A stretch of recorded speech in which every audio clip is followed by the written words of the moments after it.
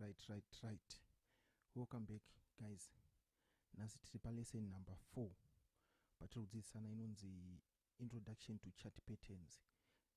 Pa lesson number 3 takaita introduction ku ma candlestick patterns anditi saka nasi tapa ma chart patterns. Kuni vachangotanga kutibata nhasi pa this video. Panapa tikuita zvekudzidzisana forex trading for free anditika. Saka make sure kuti matangira ku lesson number 1 muchikwidza kusvika kwazvinoperera muve neruzivo panyaya dze forex trading. Saka make sure maita sei mubaya subscribe button, maisa like, macomment awo anditika macomment akatikoshera nema likes akatikoshera singaiti anotipa power anotimotivate kuti tirambe tichita sei tichidonedza mamwe videos plus zvinoratidza kuti tiri kushanda zvinooneka plus zvinopushawo ma videos edu kune ma viewers manyowani anditika saka nganozosherawo ma family and friends.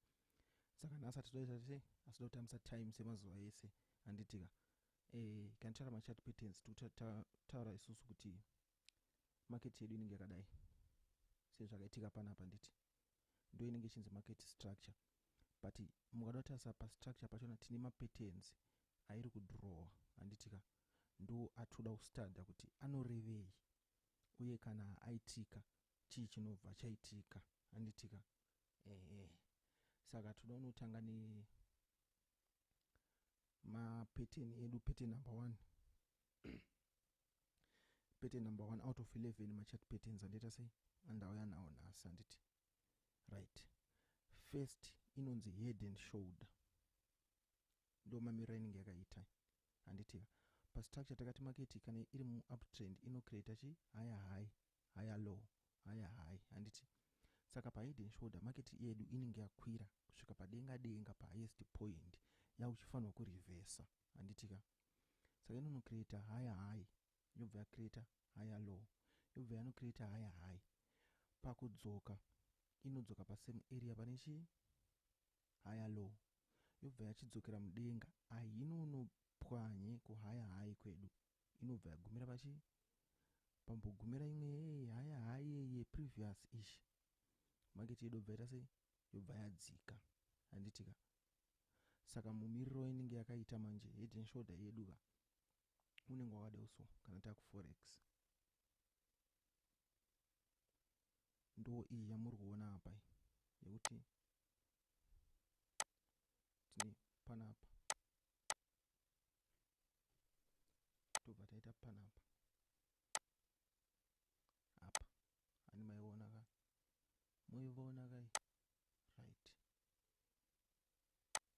ndo inonzi chi head and shoulder, but head and shoulder ishi andimuona kuti yakatarisa pasi ka right ndo ishi iri pa number chi pa number 2 inenge yakunzi inverse head and shoulder. Inverse head and shoulder yangofana nemunhu aita sei aisa makumbo mudenga musoro pasi tukuti bendekete musoro bendekete anditika. Saka kana wakamira zviri straight inenge chinzi head and shoulder, kana wasunama manje inenge yakunzi chi inverse head and shoulder. Ndochi head and shoulder yedu ishi yatikuona chi panapa inverse head and shoulder. Tauchinonotsvaga chi head and shoulder yedu chaiyo yataita sei yatajaira ndiyo ishi yatakuona apa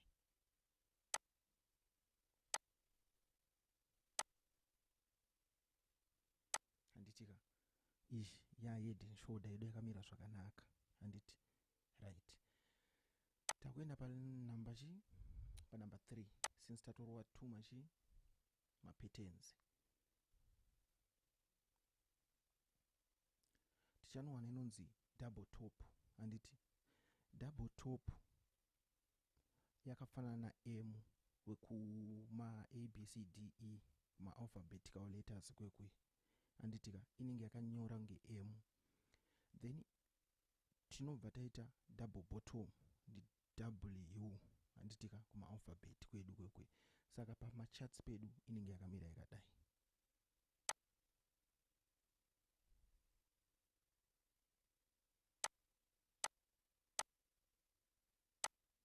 Uyu ndi M anditika ta asvika apa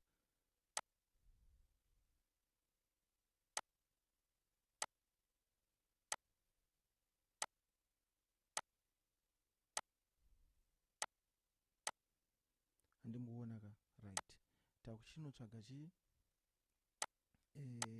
w wedu w pattern handitika right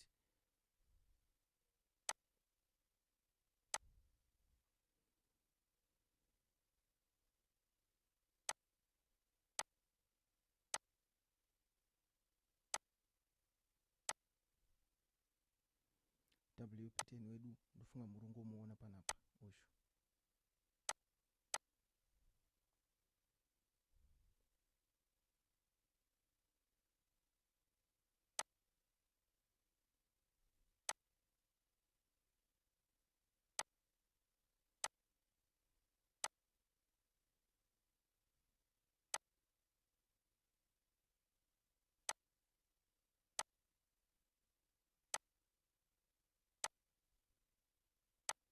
pattern yedu yabva yaita sei yabva yabuda zvakanaka handitika saka sofa tatorwa mapatterns mangani 4 tati head and shoulder tobva taisunamisa yobva yaita inverts head and shoulder tobva taisa chi double top pattern m tobva tamupidigura obva tipa double bottom w handitika tapa 4 right ngatifambei zvedu mbichana mbichana tinoita sei tinosvika takuchiuya pa number 5 tine inonzi triple top handitika triple top yakafanana nechi nedouble bottom but inenge yani imwe top yechi3 handitika kana tinenge yani imwe low yechi3 tine triple top netriple bottom handitika saka inoita ngerokugadzira m but inodzoka futi yobva yatipa rimwe gumbo rechi3 kana tinoita ngerokugadzira w yobva yadzoka yobva yatipa rimwe gumbo rechichi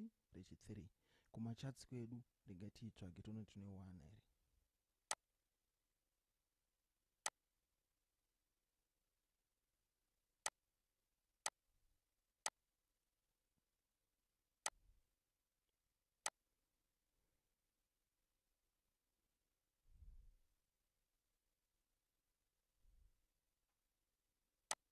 iyi rapa iyi handitika right market yedu yakatipa gumbo number 1 yobva yakwira mudenga handiti yobva yadzoka ichitipa gumbo number 2 yobva yakwira mudenga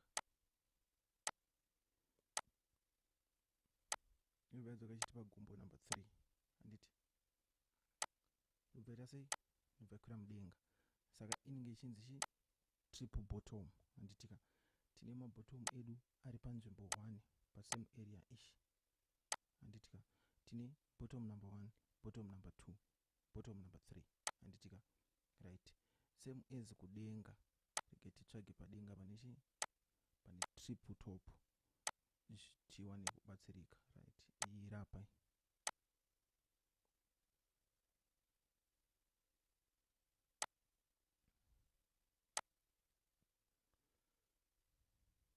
andimuona pana pamarket yakatipa push number 1 yobva yadzika handiti push number 2 yobva yadzika yobva yadzoka final push number 3 yobva yachiita sei yobva yachidzika ende tasaimoni kwayakazonodzika kusvika uko handitika right triple top matops edu ari pasame chi pasame area handitika aya mabasics emachart patterns right rege tiende pane inonzi falling wedge handiti falling wedge market inenge ichigadzira structure ichidzika handitika saka mumiriro inenge yakaita falling wedge ndeyekuti inenge yakadai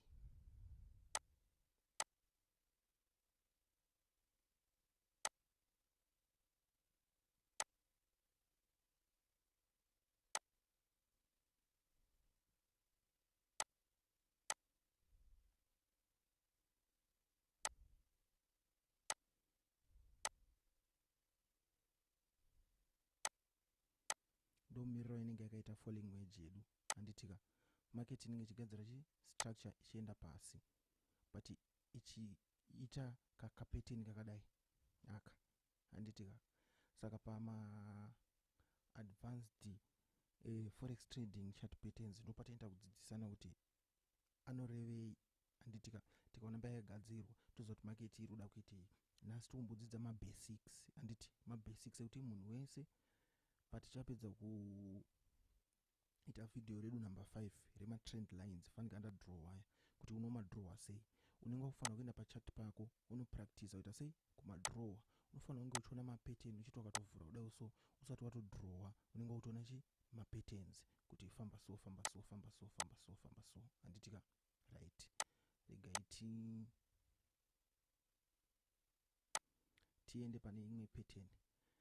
Next pattern yedu rising wedge. Anomuona kuforex izvi zvacho zvakangoda kufanana fanana, handiti saka anenge ari maopposite. Chimwe kana chiri rising wedge takunoita falling wedge, kana chimwe chiri double bottom takunoita double top, handitika zvichienda zvakadaro. Saka pataita falling wedge iko zvino zvitakunoita inonzi rising wedge. Saka rising wedge yedu pamacharts inenge yakamira yakadai.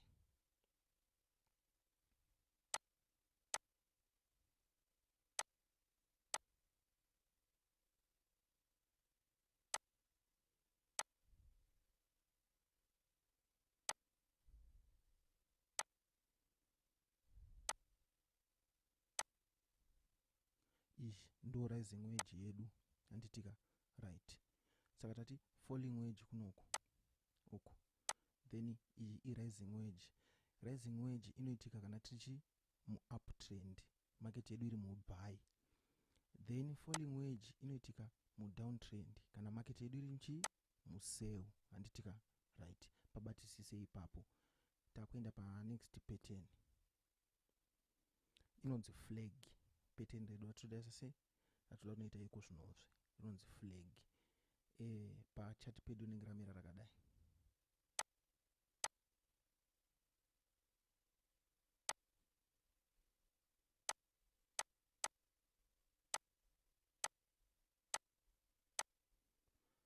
Right. Ndo iri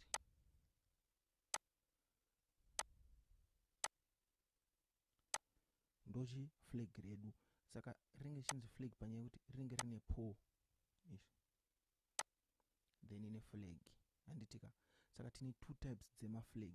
Tine flag rinowanika market painenge iri pa sell, fanike iri inenge chinzi bearish flag, handitika. Market inenge ichitrenda ichienda pasi inotigadzira bearish flag. Then kana market ichibaya inotigadzira inonzi bullish flag. Rega ndiri tsvage iri rirapa iri, handitika. Saka market yedu itigadzira this beautiful flag.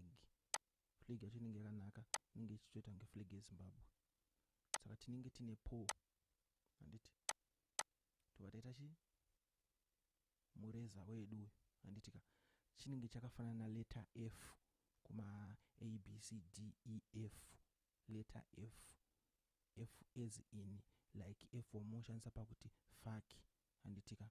Saka fuck this market, letter F, right.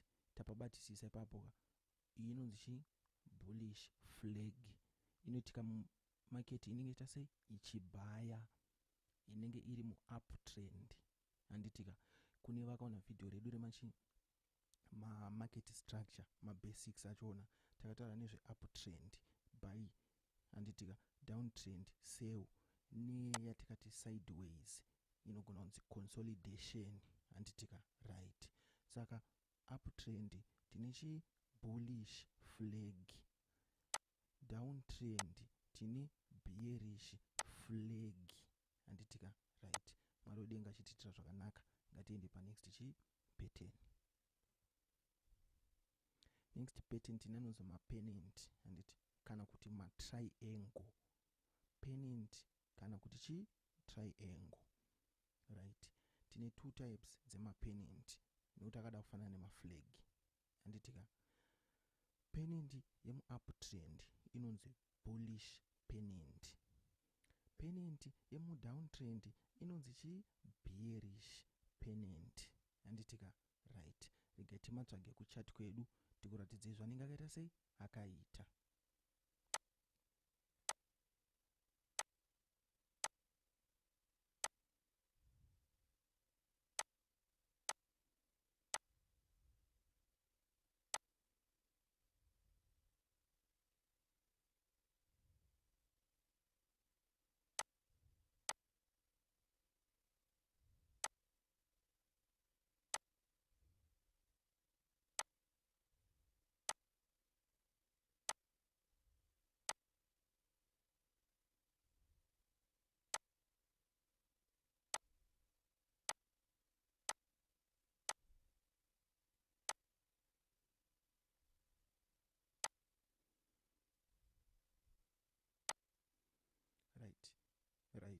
taivona handitika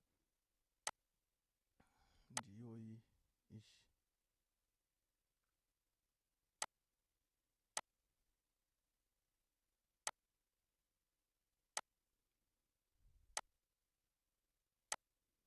handi maivona ka inenge yakaita kunge ka triangle kudai ukadhirowa malines ako zvakanaka. Iyi ndechi bullish market iri kuita sei iri kubhaya handimaona right. Rege titsvage yemuseo right. Ndo zvinenge zvakaita bearish pennant yedu izvi handitika right. Chibva maibata moita sei moibatisisa. Takuenda palast inonzi consolidation kana kuti sideways handitika right. Kune wanga usati waita subscribe garai maita sei masubscribe nekuti subscribe yenyu yakatikoshera nelike necomment. Don't forget to share to your family and friends handitika right. Saka toda kuenda kunotsvaga consolidation pamacharts tikuratidze zvainenge yakaita right.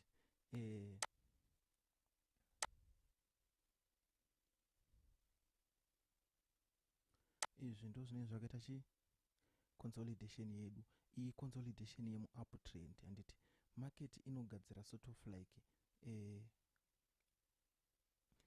range yainenge ichingotambira iri isati yakontinue kuenda mudenga kana kuenda pasi. Saka patiri kuti iri kuconsolidate ka inenge ine zvainenge ichiita. Saka patiri kuuya manje tichigadzira mavideos advanced forex trading ipapo tinenge takuita tichidhipisa manje makunzwisisa kuti market pairi kutamba ichidai iri kuzviitirei handitika. Saka iyi iconsolidation yemuuptrend market handinogona kuti iri pabuy iri kukwira mudenga iri kuconsolidate ichita sei ichita zvairi kuita. Then tine consolidation yemuseo handitika right. Ndiyo iyi yamuri kuona apa market yasela iri kudzika yotanga kutamba panzvimbo 1 ichirenja ichiita zvainenge ichiita yobva yazokontinue ta sei kusela. Saka pamavideos atichagadzirai maadvanced make sure kuti uchamaona wapedza mavideos emabasics nekuti ukatangira kumaadvanced usina kuona mabasics zvinogona zokuti inetsei pakuunderstanda nekuti tichange takunyatsotaura zvebasa manje takuita tichiita sei tichidhipisa handitika. Saka make sure kuti matora mukana uno maona mavideos anaya handitika forex trading course yedu yepazimba yeshona nekuti makaitora for granted handiti pana patikuita for free muchaibhadhariswa mastreets umu. Kune vakatomirira basa iroro rekuita sei rekubhadharisa vanhu vasingateereri handitika. Ngatisanganei pavidheo rinoteera ratichange tichidzidzisana about matrend lines handitika. Anonzi matrend lines ndo aya atanga tichidrowa apa patanga tichigadzira machart patterns edu handitika. Aya ndo anonzi matrend lines. Saka tichama explainer nekudzidzisana kuti unomadrowa sei. Saka ngatiite sei ngatisanganei pavidheo rinoteera.